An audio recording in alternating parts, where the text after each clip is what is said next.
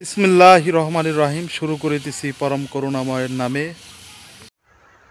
ভিক্ষুক যখন বলে আপনি আমাকে ভিক্ষা দিচ্ছেন, আমি তো 15 টাকা নেই না, কম করে হলেও আমাকে কর করে 100 টাকার নোট ভিক্ষা দিতে হবে।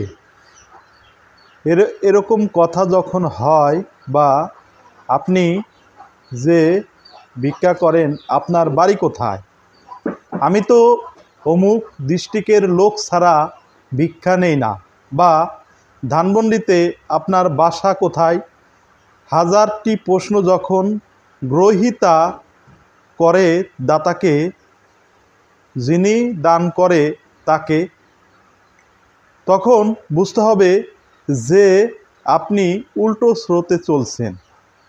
আপনাদের এই সমাজে, আমাদের এই সমাজে সেই ইদানিংকালের উল্টো স্রোতটা এত বেশি, এত প্রবল যে মন মেজাজ ঠিক রাখা সম্ভব হয় না। অনেক জিনিস মনে হয় নিজের গালে নিজেই চপরাঘাত করি। এমন সব ঘটনা ঘটছে যে শেখ হাসিনাকে নিয়ে যে ইলিউশন ঘটছে, এত বড় একটা পতন, এভাবে পালিয়ে যাওয়া, তার নেতাকর্মীদেরকে বিপদের মধ্যে ফেলে যাওয়া, এটা নিয়ে কারো কোনো অনুশোচনা নেই, কারো মধ্যে কোনো আত্ম উপলব্ধি নেই, ঘুরে দাঁড়ানোর পরিকল্পনা নেই। তিনি আসবেন, সমস্ত নেতাকর্মীরা আন্তঃপ্রাত হয়ে হাজির হবেন।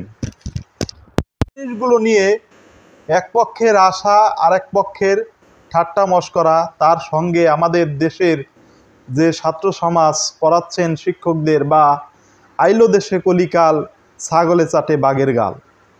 এখন এই যে ছাগলে বাঘের গাল চাটে, আপনি কতক্ষণ দেখতে পারবেন?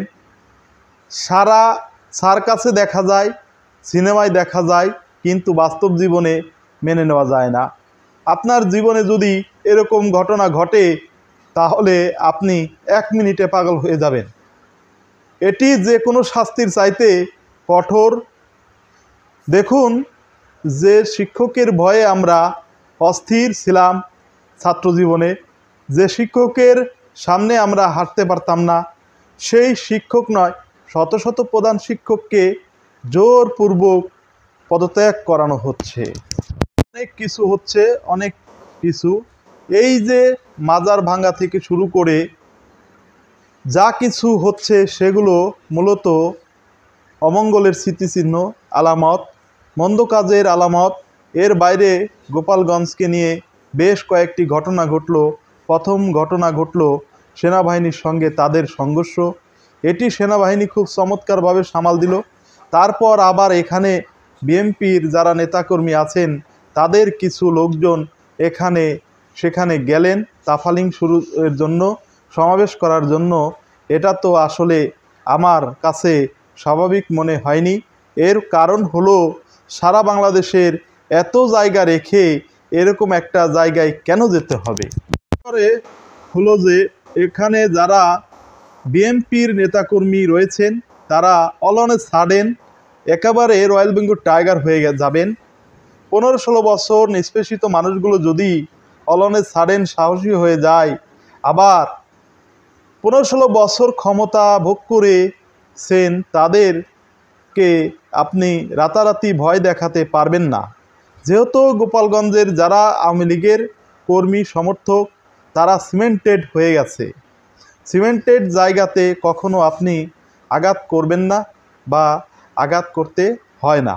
যেমন একটা উদাহরণ দেই, মুসলমানদের মধ্যে একটা গ্রুপ আছে, তাদেরকে আত্মঘাতী গ্রুপ হিসেবে ইতিহাসে তারা পরিচিত। তো তাদের কাজই ছিল তারা নিজেদের প্রথমে সুইসাইড করত। সুইসাইডের ঝুঁকি নিয়ে তারা বিশ্বের বিভিন্ন রাজদরবারে ভাড়া খাটত এবং হত্যাকাণ্ড ঘটাত। একজন লোক ইরানের একটা পাহাড়ে এরকম একটি আস্তানা গড়ে তুললেন, এবং এরকম তিনি কয়েক হাজার যোদ্ধা তিনি আজকের দিনের তালেবান বা আল কায়দার মতো একটি বাহিনী তৈরি করলেন। এই গ্রুপটি প্রায় 200 বছর ধরে সমস্ত মধ্যপ্রাচ্যের রাজদরবারগুলোতে আতঙ্ক ছড়িয়েছিলেন, যাকে বলা হয় সালাউদ্দিন আইয়ুবী। তার প্রাণ নাশের জন্য এই গ্রুপটি 4-5 বার পদক্ষেপ নিয়েছে এবং ব্যর্থ হয়েছে। তারা ইচ্ছে করলে অনেক অনেক বড় বড় মুসলিম শাসক ছিল, তারা ইচ্ছে করলে সেই পুরো পাহাড়টিকে উড়িয়ে দিতে পারতেন কামানের গোলা দিয়ে, কিন্তু সেটা করে দেখা গেল যে তারা তাদের সাথে সমঝোতা করেছেন এবং এই গ্রুপটি হালাকু খান গিয়ে প্রথমে তাদেরকে উচ্ছেদ করে, আর এর আগে মুসলমানরা কিন্তু তাদেরকে উচ্ছেদ করতে পারেনি বা করেনি।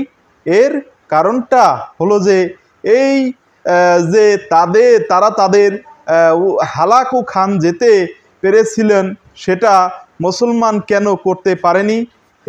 যে এ কারণে যে তারা যে মতবাদটি প্রচার করতেন, সেই মতবাদের সঙ্গে সাধারণ মানুষের সম্পৃক্ততা ছিল, অর্থাৎ 5,000 জন জঙ্গি এরকম কুকর্ম করতেন, কিন্তু তারা হয়তো 5 লাখ সাধারণ মানুষের মধ্যে তাদের যে বিশ্বাস আদর্শ সেটাকে ছড়িয়ে দিতে পেরেছিলেন। ফলে রাজনীতির স্বার্থে এই 5,000 লোককে তারা মারতে পারেনি, যেটা বিধর্মীরা পেরেছিল।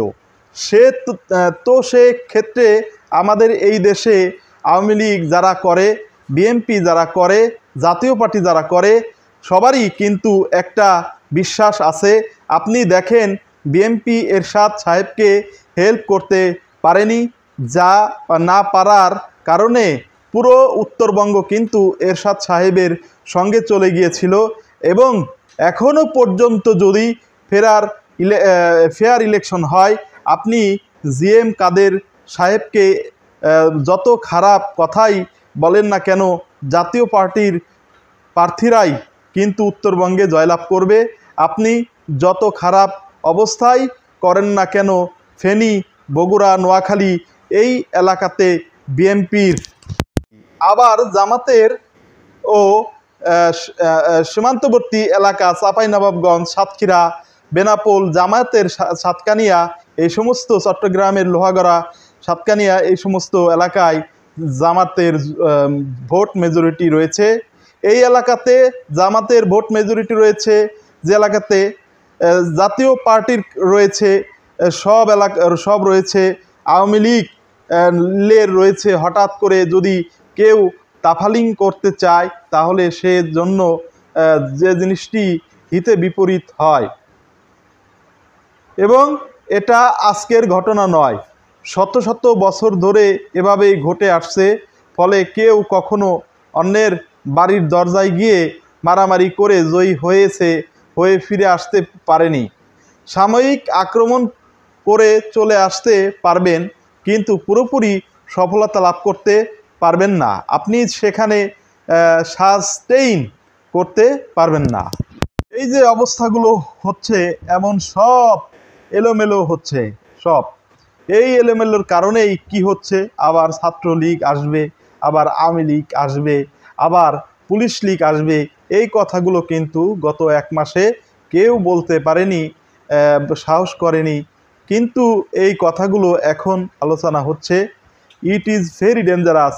এই যে এত কষ্ট করে যারা আন্দোলন করেছিল, যারা সত্যিকার অর্থে একটি জীবন দিয়েছিল, ঝুঁকি নিয়ে এই আন্দোলন করেছেন, রাজপথে লড়াই করেছেন, সংগ্রাম করেছেন, খেটেছেন, জুলুম সহ্য করেছেন, অত্যাচার সহ্য করেছেন, এবং শেখ হাসিনার দেশে ত্যাগের পিছনে যাদের সত্যিকার অর্থে অংশগ্রহণ আছে, সেই মানুষগুলো যে কোনো কারণে যদি এই আন্দোলন প্রশ্নবিদ্ধ হয়, আন্দোলন ব্যাকফুটে চলে যায়, কিন্তু মারাত্মক বিপদে পড়বেন। কাজেই কোনো অবস্থাতেই তাদের এমন কিছু করা উচিত হবে না, এমন কিছু বলা উচিত হবে না যার কারণে এই আন্দোলন বাধাগ্রস্ত হয়।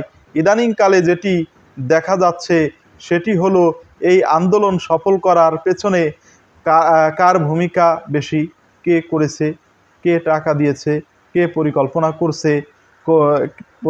করছে, এসব নিয়ে খুব রকম বিতর্ক হচ্ছে এবং সেই বিতর্কের জন্য কিছু মারামারি পর্যন্ত হচ্ছে এবং ছাত্রদের মধ্যে যখন মারামারি হচ্ছে, সংগঠনগুলোর মধ্যে যখন মারামারি হচ্ছে, সঙ্গত কারণে সেখানে যুবলীগ, ছাত্রলীগ, তাদের তো অসংখ্য নেতাকর্মী রয়েছে, কিন্তু তারা সেখানে কিন্তু কৌশলে ঢুকে পড়ছে। অর্থাৎ ছাত্রলীগের বিরুদ্ধে, আওয়ামী লীগের বিরুদ্ধে বর্তমান আন্দোলনকারীরা যে কৌশলগুলো অবলম্বন করছে, ছাত্রলীগের মধ্যে ঢুকে গিয়েছিল, তারা আওয়ামী লীগের মধ্যে ঢুকে গিয়েছিলেন, তারা নিজেদের রাজনৈতিক পরিচয় গোপন রেখে শেখ হাসিনাকে বিরক্ত না করে খুব কৌশলে ধীরে ধীরে এগিয়ে গেছেন। এইভাবে যখন ছাত্রলীগ, যুবলীগ, পুলিশ লীগ তারাও কিন্তু বর্তমান সরকারকে, বর্তমান সমন্বয়কদেরকে, আন্দোলনকারীদেরকে, জামাতকে না চটিয়ে কৌশলে ধীরে ধীরে যার জায়গা থেকে বোল পাল্টে, পোশাক পাল্টে তারা কিন্তু ঢুকে পড়ছে এবং তারা তাদের যে কাঙ্ক্ষিত মাকাম সেখানে পৌঁছানোর জন্য কিন্তু সর্বোচ্চ চেষ্টা করছে। সেই জিনিসটি যদি হ্যান্ডেল করতে না পারি, তাহলে এই যে ছাত্রলীগ, যুবলীগ, যে জিনিসগুলো নিয়ে ইদানিং আলোচনা হচ্ছে, যা 1 মাস আগে আলোচনা হতো না, এটি আগামী 1 মাস পরে কোন পর্যায়ে যাবে একথা কল্পনা করতেই আতঙ্কিত হয়ে উঠছি। আল্লাহ আমাদের সকলকে সুমতি দান করুন। আল্লাহ আমাদেরকে একটা বড়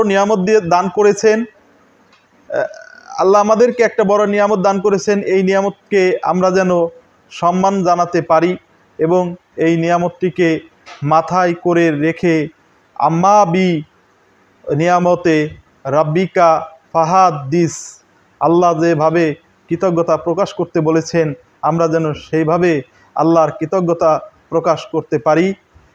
সুপ্রিয় দর্শক, আপনারা সবাই ভালো থাকবেন। আমার এই কথাগুলো কেমন হলো কমেন্টে জানাবেন। আমি দেশ নিয়ে ছোটোখাটো মানুষ, গবেষণা করি, ভাবি, এই দেশকে ভালোবাসি, দেশের মানুষকে ভালোবাসি।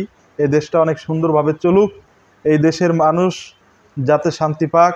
এত জর্গা ফ্যাসাদ, দ্বন্দ্ব, সংঘাত, লড়াই, এগুলো আমরা কেউই চাই না। সবাই ভালো থাকবেন। আসসালামু আলাইকুম ওয়া রাহমাতুল্লাহি ওয়া বারাকাতুহু। আমার জন্য সবাই দোয়া করবেন। আসসালামু আলাইকুম।